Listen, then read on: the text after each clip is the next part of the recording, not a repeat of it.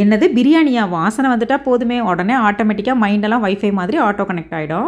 அதில ஒரு சின்ன சிக்கல், பிரியாணி மசாலா தீர்ந்து போச்சு. நமக்கும் கடைப்பொடி யூஸ் பண்ற பழக்கம் இல்ல. வீட்லயே ஒவ்வொரு மாதிரி அரைப்பாங்க. நான் வந்து பார்த்தீங்கன்னா, மதுரையில தேர்முட்டிங்கிற இடத்துல ஒரு கடையில ஒரு தடவ ஒருத்தர் சொன்ன ரெசிபி தான் நான் இப்போ வரைக்கும் ஃபாலோ பண்றேன். எனக்கு இது செட் ஆயிருக்கு. பட்டை, கிராம்பு, ஸ்டார் பூ, கல்பாசி இதெல்லாம் ஈக்குவல் போர்ஷன்ல எடுத்துக்கிட்டோம்னா, அதில பாதி அளவுக்கு தான் ஏலக்காயும், பே லீஃபும் எடுத்துக்கணும். ஸோ இந்த ப்ரொப்போர்ஷன்ல தான் நான் அரைக்கிறது. சம்டைம்ஸ் கொஞ்சம் மாத்தியும் நான் அரைச்சுக்கிருவேன்.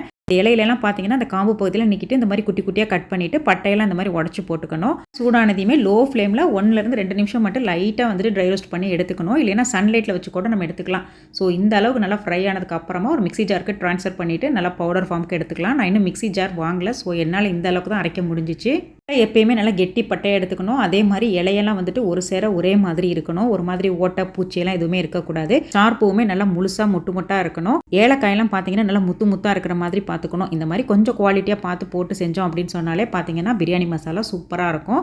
உங்களோட பிரியாணி மசாலா நீங்க என்ன ப்ரொப்போர்ஷன்ல எப்படி அரைப்பீங்கன்னு சொல்லி மறக்காம கமெண்ட்ல ஷேர் பண்ணுங்க. பிடிச்சிருந்தா சப்ஸ்கிரைப் பண்ணுங்க. தேங்க்ஸ் ஃபார் வாட்சிங்.